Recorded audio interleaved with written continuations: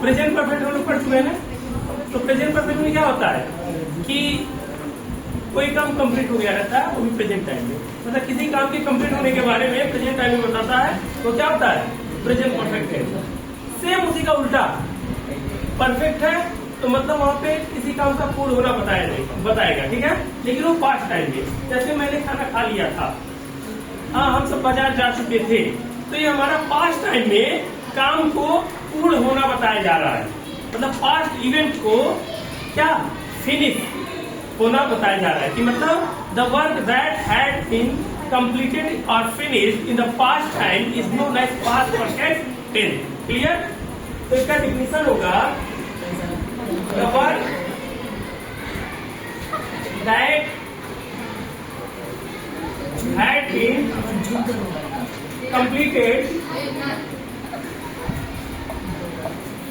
or finished,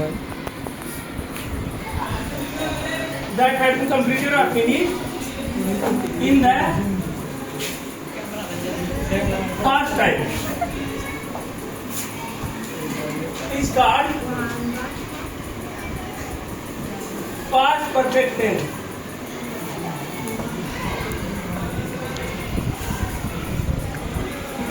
So the work that had been completed or finished in the past time is called past perfect tense. मतलब past time में जो काम complete हो गया रहता है या तो फिनिश हो गया रहता है उसे past perfect tense कहते हैं। मतलब काम के कंप्लीट होने के बारे में बताता है। ठीक, अब इसका हम हिंदी में पहचान जानते हैं, क्योंकि हिंदी में भी पहचान जानना जरूरी है, क्योंकि हम हिंदी से भी पहचानते हैं। ट्रांसलेशन करना तो पहले इंग्लिश में रहता है, तो इंग्लिश मीडियम वाले बच्चों के लिए ठीक है, इंग्लिश में पढ़ते हैं, लेकिन उसके बाद बहुत लोग नहीं जानते, ठीक है, लेकिन उसके लिए मैं इसलिए हिंदी भी बता रहा हूँ। ठीक, मैं चाहता हूँ इंग्लिश में पढ़ा सकता हूँ total, but what is the matter of teaching English when the student could not understand in easy way. Okay, that's why I explain it also in Hindi. Clear? तो पहचान, जिन वाक्यों के अंत में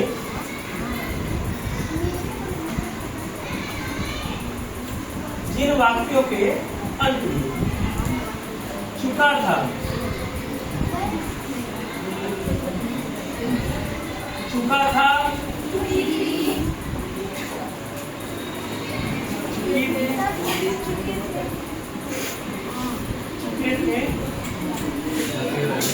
जिन वाक्यों के अंत में मुख्य क्रिया के साथ चुका था, चुके थे, आदि शब्द आते हैं,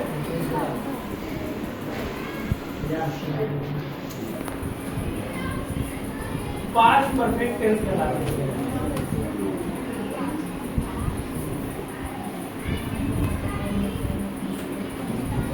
ठीक है, जिन वाक्यों के अंत में मुख्य क्रिया के साथ चुका था, चुके थे, आदि शब्द आते हैं, पास्ट परफेक्ट टेंस कहलाते हैं।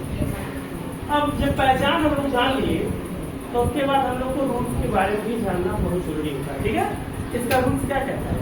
इसमें पास्ट में एक ही हेल्पिंग वर्ब लगता है। परफेक्ट में हो गया उसी तरह, पास्ट इंडेफिनिट में एक ही हेल्पिंग वर्ब लगता था, पास्ट परफेक्ट में भी एक ही हेल्पिंग वर्ब लगता है, और पास्ट परफेक्ट कंटीन्यूअस में भी एक ही हेल्पिंग वर्ब लगता है। ठीक है, मतलब पास्ट के अधिकतर सेंटेंस में तो एक ही हेल्पिंग वर्ब लगता है, केवल पास्ट कंटीन्यूअस में दो हेल्पिंग वर्ब लगता है, दैट इज वाज या वर। ठीक है, और पास्ट के सारे टेंसेस में केवल एक ही हेल्पिंग वर्ब आता है। तो इंडेफिनिट में डिड आता है, उसके बाद परफेक्ट में हैड आएगा।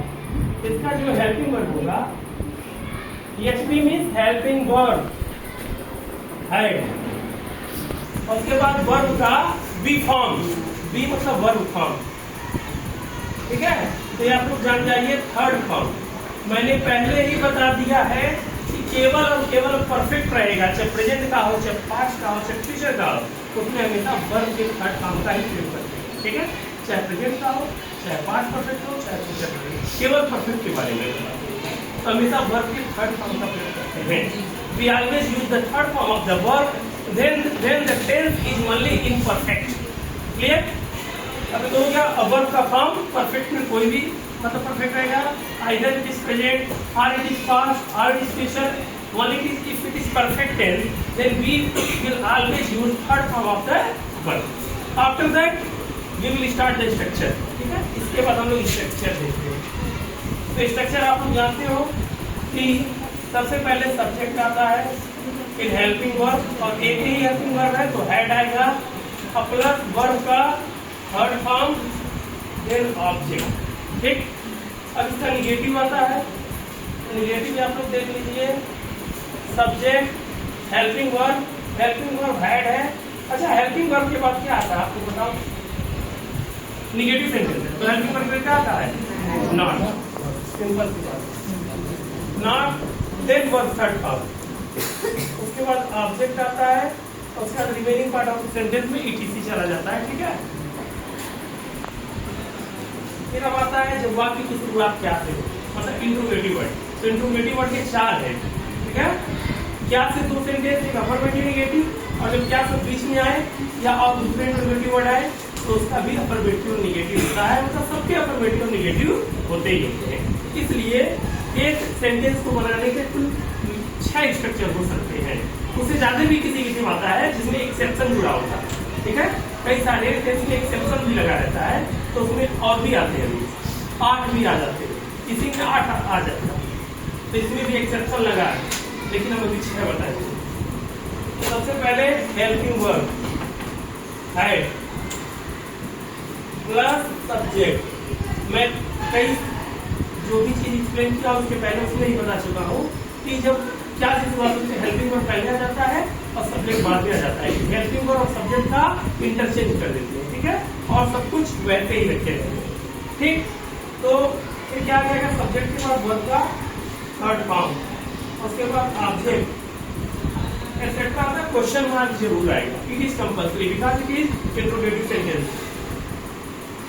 Then negative sentence starting with helping verb, the helping verb, then subject, then not, then verb third form plus object etc. Clear? अब जब कोई दूसरे इंट्रोगेटिव वर्ड आए या क्या सब चीज में है तो ये बताइए कि इंट्रोगेटिव वर्ड पहले लाते थे और सब वैसे ही रहता है। तो यहाँ बस IW हम लाएंगे, उसके बाद सब कुछ वैसे ही रहेगा, वैसे ही आपको उतारोगे। एक तरह से कह सकते हैं कि हम लोग ऊपर के स्ट्रक्चर से इसको चीटिंग कर सकते हैं, केवल IW भर कर लेना। ठीक है,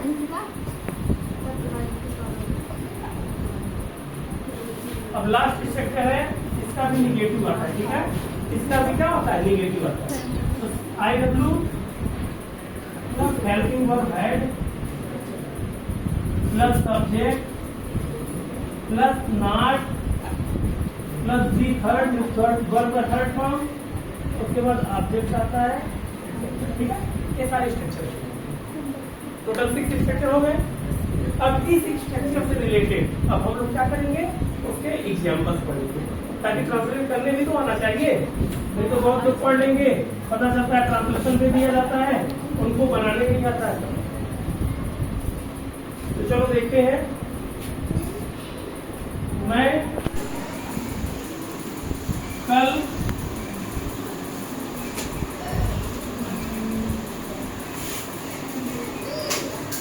बारिश में गोरखपुर जा चुका था। मतलब मैं कल बारिश में गोरखपुर जा चुका था। एक तो पहले की बात हो रही है। ठीक, आई मैंने बोला एक ही हेल्पिंग वर्ब हैड, तो आई सब्जेक्ट के बाद क्या लगता है, हेल्पिंग वर्ब हैड। उसके बाद वर्ब का थर्ड फॉर्म, तो जा चुका था, तो थर्ड फॉर्म क्या होगा, go, went, gone. It is gone. I had gone to Gorakhpur in rain yesterday. मतलब बीता हुआ कल है ना, तो बीते हुए कल के लिए एक दिन पहले के कल के लिए एस्टरडे लगाते हैं। ठीक, और सेकेंड नंबर स्ट्रक्चर वे सब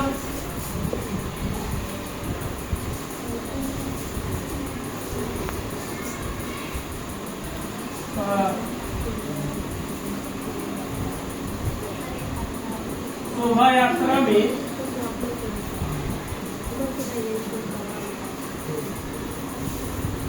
शामिल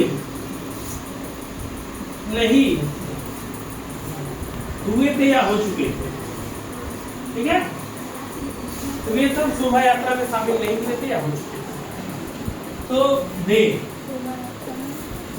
हैड नॉट, अरे शोभा यात्रा को जुलूस भी बोलते हैं, ठीक है, किसी किसी जुलूस बोलते हैं, किसी किसी शोभा यात्रा।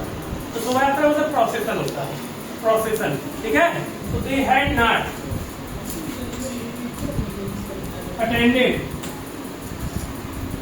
The procession, PROCESSION, procession. तो they had not attended the procession, मतलब ये सब शोभा यात्रा में शामिल नहीं हुए, ठीक है। थर्ड नंबर, क्या गुड़िया अपना, क्या गुड़िया अपना गृह कार्य कर चुकी थी? देखिए, क्या गुड़िया अपना गृह कार्य कर चुकी थी? यहाँ बहुत लोग गुड़िया का डाल समझ लेंगे, but this is not correct, क्योंकि यह डाल तो काम कर नहीं पाएगी, क्योंकि यहाँ काम करने से मतलब है it means this is a person name, okay. तो गुड़िया नाम लिखा है, क्लियर। तो had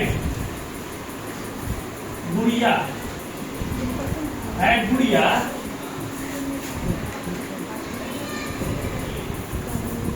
done, do did done, do first form, did second form और done third form, do did done. तो had Gudiya done her homework, had Gudiya done her homework, क्या गुड़िया अपना काम कर चुकी थी? अब आपसे पूछते थे, क्या तुम कल खाना नहीं खा चुके थे? मतलब कल क्या तुम खाना नहीं खा चुके थे? तो क्या होगा? Had you not, had you not eaten, verb का थर्ड फॉर्म, इसमें ईट का थर्ड फॉर्म ईटेन होता है। Had you not eaten food yesterday, had you not eaten food yesterday. अब इसमें जगह नहीं है, इसलिए मैं एक ही स्ट्रक्चर बताऊंगा, क्योंकि आप सबको पता चल गया कैसे बनाना है। तो चलिए एक बताता हूँ और अपने मन से आपको कीजिए, निवेश कर दीजिए। सरिता